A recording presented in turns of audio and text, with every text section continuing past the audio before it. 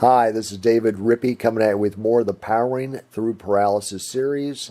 This is a reading from my book. The narrator is Alexandria Dupre. Healing with hypnosis. It's hard to find a field that hasn't used hypnosis successfully, everything from quitting smoking to irritable bowel syndrome. Good morning, America. Hypnosis seems helpful in treating addictions and the depression and anxiety associated with them. Psychology today.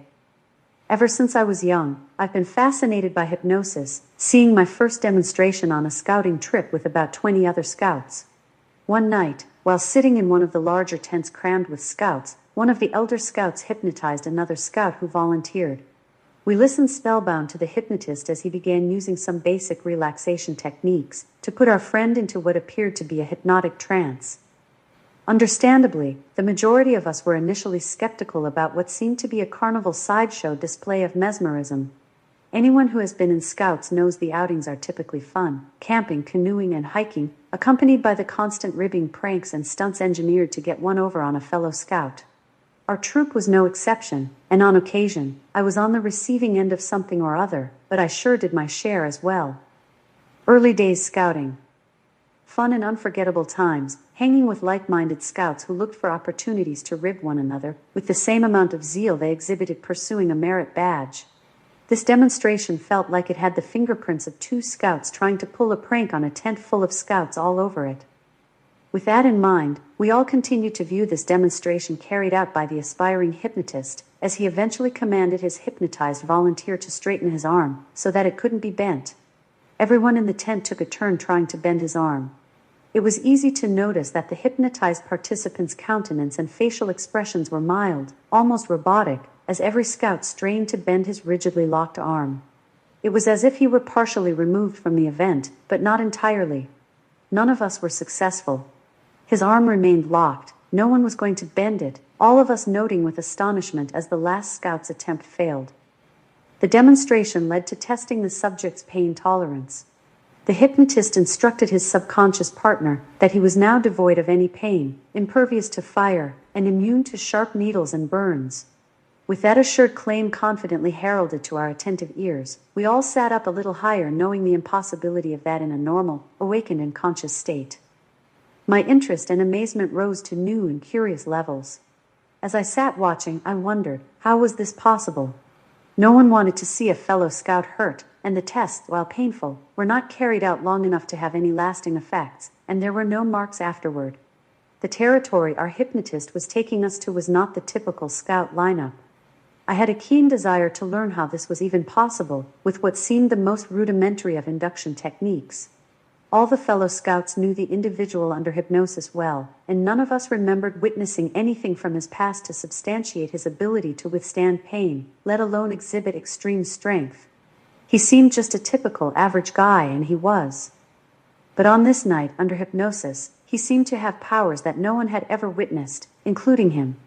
Somehow, in some way, our hypnotized friend could now alleviate pain and bring forth a physical strength he didn't normally possess, all these traits now bolstered and reinforced in the subconscious recesses of his mind. The tent had grown strangely quiet as we continued watching our hypnotized friend not even flinch, jerk around, or display any sign of anguish. Just a determined and intensely focused mind now programmed to not even notice a needle poked into his arm in different locations, or a lighter's flame landing on the underside of his forearm. At this point, all of us were convinced and wanted the demonstration to end. We had just witnessed something seemingly magical. Our friend was eventually awakened with an induction to pull him out of the trance. He was quiet at first, just blinking his eyes. After a few minutes, he shared his experience. He felt a sense of calm envelope him at first, then an ever-growing feeling of control and relaxation. He said he never felt the pain, and he just knew his arm couldn't be bent. He was in a place of power and control, where he went along with the suggestions, semi-detached from his surroundings. He said he felt better, more energetic, as he was instructed to feel robust and indomitable upon awakening. I sat there listening, taking in what I had just seen and heard. At that moment, I began to appreciate the powers of the human mind. For the first time, I realized the benefit of positive, self-reinforcing dialogue, introduced into a deeply relaxed subject, and what incredible outcomes could result. After graduating college and shortly afterward dealing with a debilitating car accident, hypnosis, while intriguing, rarely landed on my radar. Though I retained an interest in the topic, as well as an interest in science, health, ancient cultures, and the human mind, among other things, work-related matters took center stage in my life, as I remained more career-focused. Knowledge gleaned from finance, geopolitics, and economics occupied far more mental space for me over the following years, though hypnosis eventually came back into my life. After gaining knowledge in the financial field and learning by living it during the stock market trading hours, my previous interests started coming back into focus in my spare time. Most fascinating to me were the various accounts I eagerly pursued, left by the ascended masters initially and most recently, by survivors of near-death experiences. I began to find common threads, similarities that began to form a tapestry about what happens to us when we die. After years of study and research, I realized that meditation and hypnosis had a strong connection to helping me find those answers. Reading books by Dr. Michael Newton, Dr. Raymond Moody, Edgar Cayce, George Anderson, and following the research at the Department of Perceptual Studies at the University of Virginia, among countless other sources, I realized the immortality of the soul. Past life regressions, a form of hypnosis, which induces an intense subconscious state in a participant, caught my interest as well. I always wondered since my youth what was behind the veil when we passed, and hypnosis brought that front and center. Beyond the beyond, the latest research in hypnosis shows that it can ease the pain, accelerate healing, increase fertility, and even fight cancer in hypnotized subjects. Hypnosis, long a staple of vaudevillian shows, is now showing up in research hospitals and doctors' offices. And it's no longer a laughing matter, as more and more research finds positive benefits through its use. Hypnotist stage show. When hypnotized, a person isn't asleep and can't be forced to act against their wishes, although anyone who's watched a stage magician turn a middle-aged man into a dancing ballerina or a crowing rooster might doubt that. Researchers can't completely explain what hypnosis is or why it works, however they do know that over 90% of people can be hypnotized. I have found in my experience that if a person has an ongoing regimen of meditation or the ability to relax, they are usually easy to hypnotize. Researchers have found that hypnosis can block pain signals from reaching the part of the brain responsible for the perception of discomfort and suffering. The brain under hypnosis accepts hallucinations as actual occurrences. If one imagines sensations without hypnosis, it doesn't produce the same effect. That is why hypnosis is such an entertaining act for the stage. In a hypnotic trance, senses can be fooled and reality can be suspended. Under hypnosis, you may be instructed that a bottle of cod liver oil smells like roses, or that a friendly parrot is sitting on your shoulder that talks to you like a close friend. This is why hypnosis has become so instrumental in medicine. It can make you think that childbirth isn't painful, chemotherapy isn't nauseating, and broken bones don't hurt. By redirecting the mind to a safer, more peaceful place, the fantasy can preempt pain, stress, among many other things that cause significant discomfort. From nausea, trauma, inflammation, burns, hypnosis has shown important benefits. Pain in any form isn't good for you. Reducing it can result in amazing advantages, and hypnosis can help that process. Hypnotherapist using a pendulum to induce an altered state. Hypnosis helps with many different types of ailments. Whether reconstructive breast surgery, severe burns, mending limbs, and speeding recovery from operations, hypnosis leads to quicker recovery times. Hypnosis helps limbs heal faster, causing discomfort to be lessened, and reduces the need for pain medication among patients for a variety of causes. Not much different from the guided imagery I experienced in the hospital as I tried to regain my mental state, facing the greatest challenge of my life. Though I didn't put myself in a hypnotic state, more a determined, focused, and profound meditative state, the results worked for me as well. Hypnosis research results exceed most expectations. Patients using hypnosis have stated their anxiety and depression were reduced dramatically. Reliance on pain pills, anxiety medications, and the number of doctor visits they made dropped dramatically. Hypnosis shows dramatic promise in the treatment of burns and can even lessen the inflammation response that often accompanies severe burns.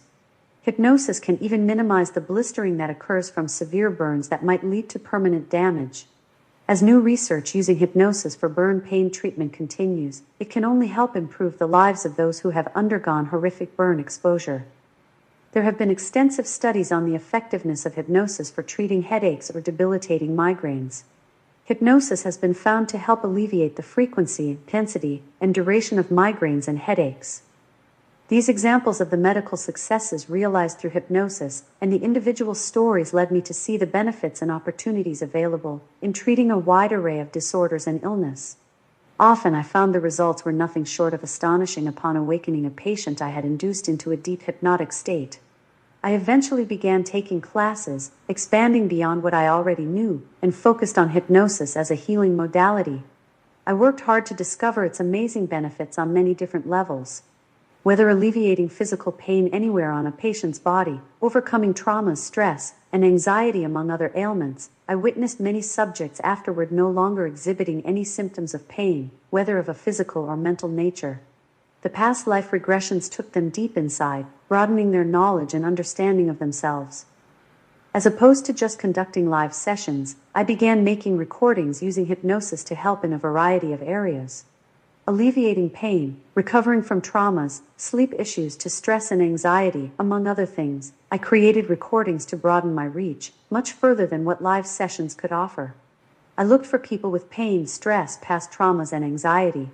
Whether friends, family, or referrals by others, I wanted their opinion on the effectiveness of the recordings and what they did to improve their conditions.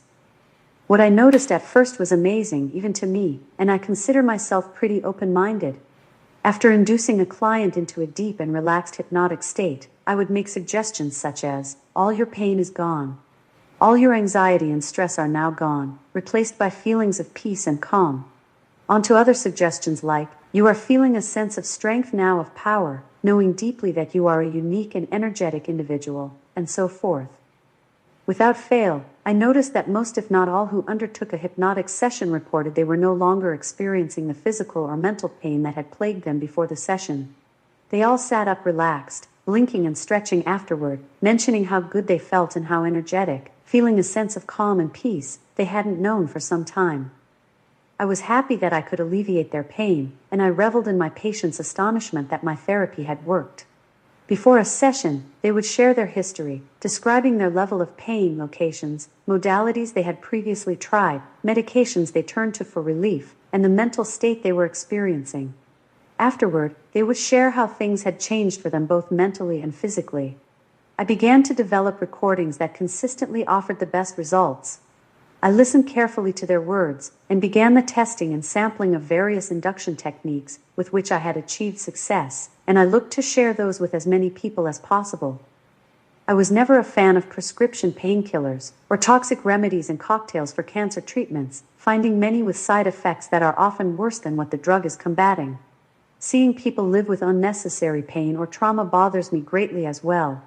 Practicing, researching, and learning about the many different possibilities hypnosis offers for healing, whether of a physical, mental, or spiritual nature, taught me a lot. I expanded my interest in the field, now working toward my clinical hypnotherapy license, among other certifications, as this book goes to print. Like countless others, I have witnessed firsthand its remarkable beneficial powers. Consider learning more about hypnosis if you currently face one or more of the hundreds of various diseases, traumas, PTSD, addictions, or disabilities that affect so many, to discover what it can do for you. Because hypnosis works.